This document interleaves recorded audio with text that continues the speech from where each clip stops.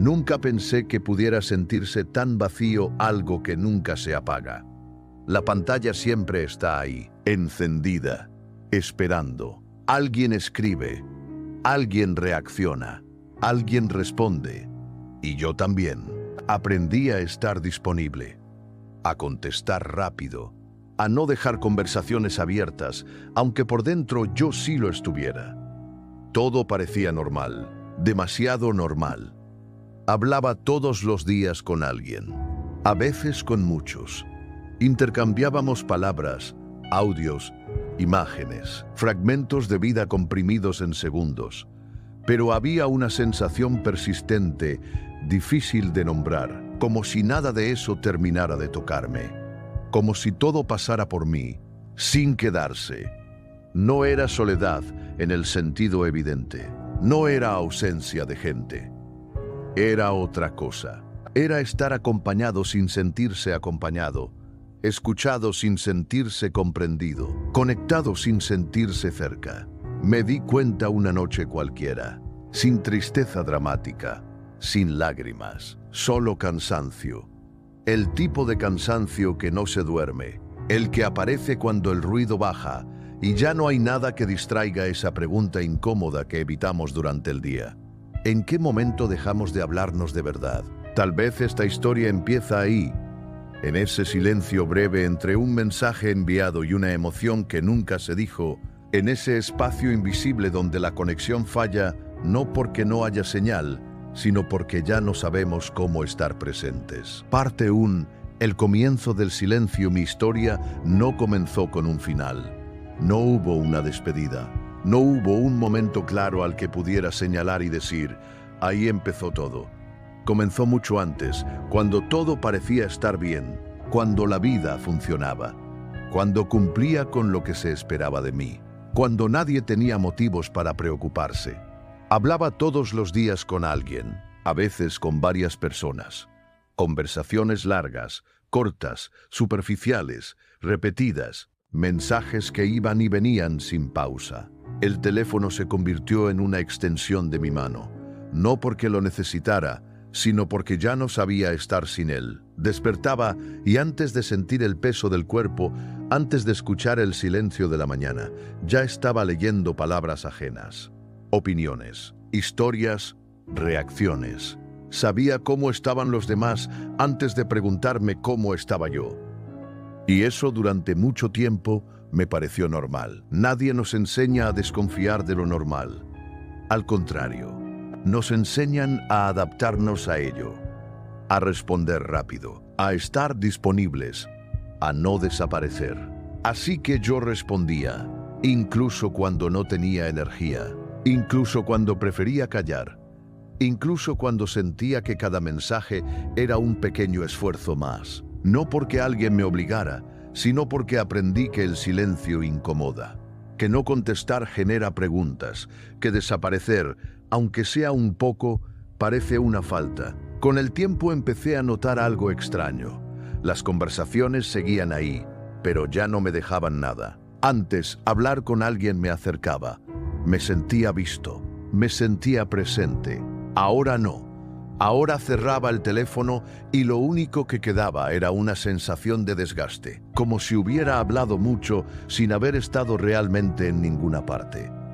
No era tristeza evidente, no era angustia intensa, era algo más silencioso, una especie de distancia interna, como si todo ocurriera a través de mí, pero nada terminara de tocarme. Recuerdo momentos concretos, no grandes eventos, cosas pequeñas. Estar rodeado de mensajes y sentir que no tenía a quién decirle lo que realmente pasaba por mi cabeza. Reírme de algo y notar que la risa no bajaba al pecho.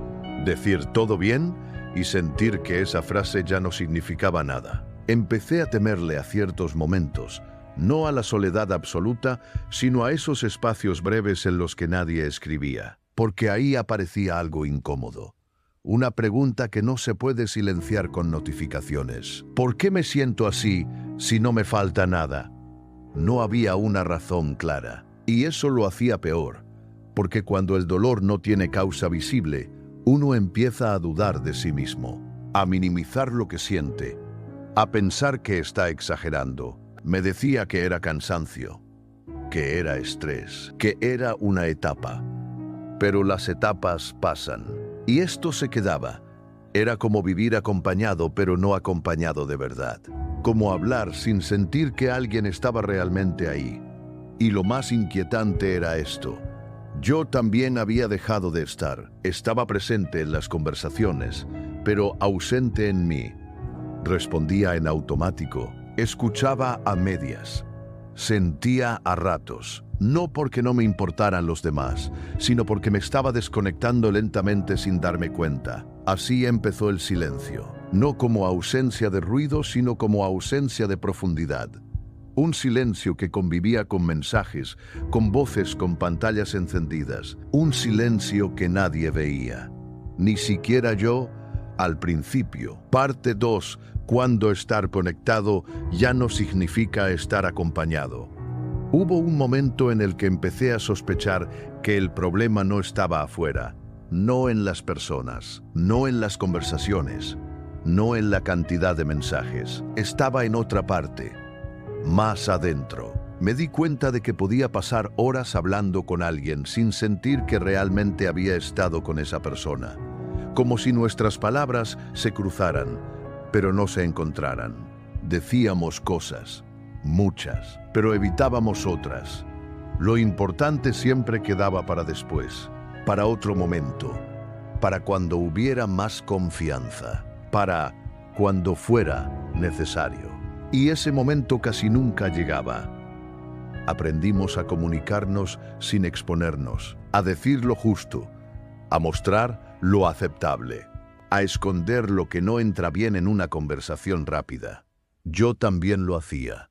Contaba anécdotas, opinaba, escuchaba problemas ajenos, daba respuestas cuidadas, pero guardaba silencio sobre lo que realmente me atravesaba. No porque no quisiera decirlo, sino porque no sabía cómo hacerlo sin sentirme incómodo, sin sentir que estaba exagerando, sin sentir que estaba pidiendo demasiado. Así empecé a dividirme.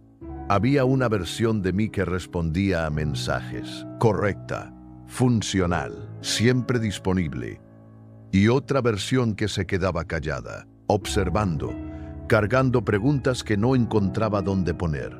Con el tiempo, esa división empezó a pesar, porque sostener una presencia constante sin profundidad cansa más de lo que parece. No es el cansancio del cuerpo, es el cansancio de actuar, de estar sin estar, de escuchar sin decir.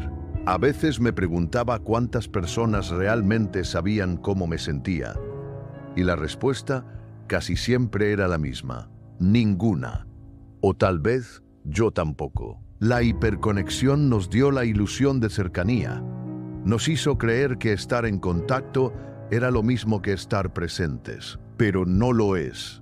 Puedes saber todo de alguien y aún así no conocerlo. Puedes hablar todos los días y aún así no sentirte visto. Empecé a notar que muchas conversaciones eran solo una forma elegante de evitar el silencio, de no quedarnos solos con nosotros mismos, porque el silencio exige algo, exige honestidad, exige presencia, y no siempre estamos listos para eso. Yo no lo estaba. Por eso prefería responder, seguir, mantener el flujo, porque cuando el teléfono se apagaba, aparecía esa sensación difícil de explicar, una mezcla de vacío y cansancio, como si algo dentro de mí estuviera esperando una conversación que nunca ocurría. No con otros, conmigo. Fue ahí cuando entendí algo incómodo. No estaba desconectado de las personas, estaba desconectado de lo que sentía mientras hablaba con ellas. Había aprendido a comunicarme sin involucrarme demasiado, a cuidar las formas, a no profundizar, y eso, poco a poco, me dejó solo incluso estando acompañado. La hiperconexión no nos aleja de golpe, nos desgasta despacio, nos acostumbra a vínculos livianos, a emociones resumidas, a presencias fragmentadas, hasta que un día miras alrededor y te das cuenta de que hablas con muchos, pero no te sientes realmente con nadie. ni siquiera contigo. Y ese día, sin darte cuenta, el silencio ya no está afuera, está adentro. Parte 3: el día en que me 51º cuenta de que yo también había desaparecido. No hubo un momento exacto. No fue una revelación clara. Fue más bien una suma de pequeñas ausencias. Cosas que dejé de notar. Emociones que ya no sabía nombrar. Pensamientos que pasaban rápido, sin encontrar dónde quedarse. Un día me preguntaron cómo estaba. Una pregunta simple, cotidiana. Respondí lo de siempre. Bien. Todo tranquilo. Y mientras lo decía, me di cuenta de que no sabía si era verdad. No porque estuviera mal, sino porque hacía tiempo que no me escuchaba lo suficiente como para responder con honestidad. Había aprendido a funcionar sin preguntarme demasiado, a seguir adelante sin detenerme, a ocupar el tiempo, las conversaciones, los espacios. El problema es que cuando uno se ocupa demasiado, empieza a desaparecer de su propia vida. Yo estaba ahí, presente, activo, pero no disponible para mí. Me di cuenta de que ya no sabía qué me emocionaba de verdad, qué cosas me dolían, qué pensamientos me acompañaban en silencio. Todo eso quedaba enterrado bajo capas de interacción constante. Era más fácil reaccionar que sentir, más fácil responder que preguntarme. La hiperconexión me había entrenado para eso, para moverme rápido, para no profundizar demasiado, para no quedarme quieto, porque quedarse quieto significa mirar hacia adentro. Y mirar hacia adentro a veces duele. Empecé a notar algo inquietante. Cuando estaba solo, me sentía incómodo. No triste, no angustiado, incómodo. Como si no supiera qué hacer conmigo sin una pantalla de por medio, sin una conversación abierta, sin una distracción constante. Ahí entendí que el silencio no me daba miedo por lo que traía, sino por lo que mostraba. Mostraba que llevaba tiempo evitando algo, que me había ido alejando de mí sin notarlo. Había convertido la conexión externa en una forma de huida interna, y no porque fuera débil, sino porque nadie nos enseña a habitar el vacío, a quedarnos con una emoción sin resolverla de inmediato, sin compartirla, sin taparla. Yo había aprendido a compartirlo todo menos lo importante. Y así un día cualquiera me di cuenta de que estaba presente en muchas vidas, pero ausente en la mía. No sabía cuándo había pasado. Solo sabía que estaba ahí. Y esa comprensión no fue liberadora. Fue incómoda, porque implicaba una responsabilidad.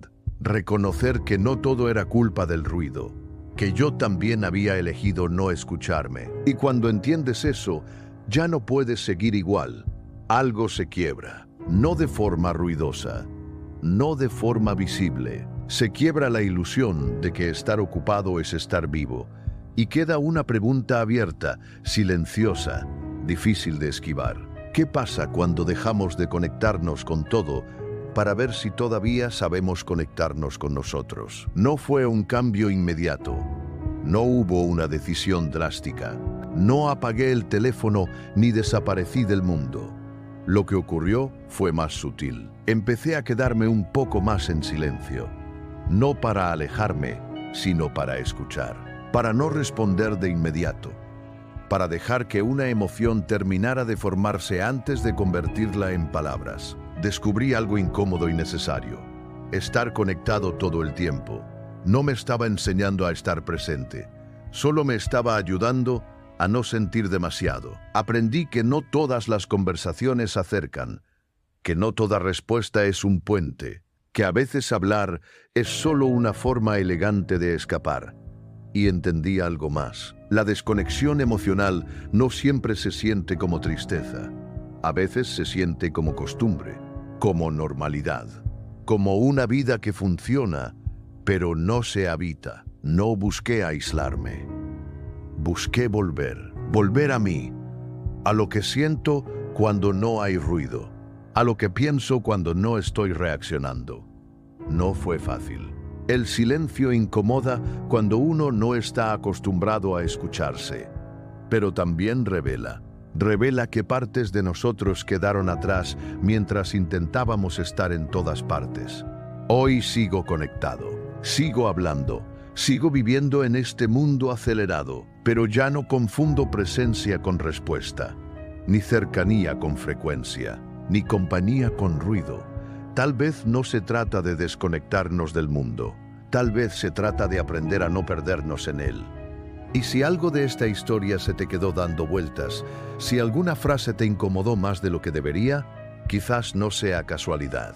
Quizás no estés cansado de las personas, quizás estés cansado de no estar contigo. Y tal vez, solo tal vez, el primer acto de conexión real sea animarse a quedarse en silencio el tiempo suficiente como para volver a encontrarse.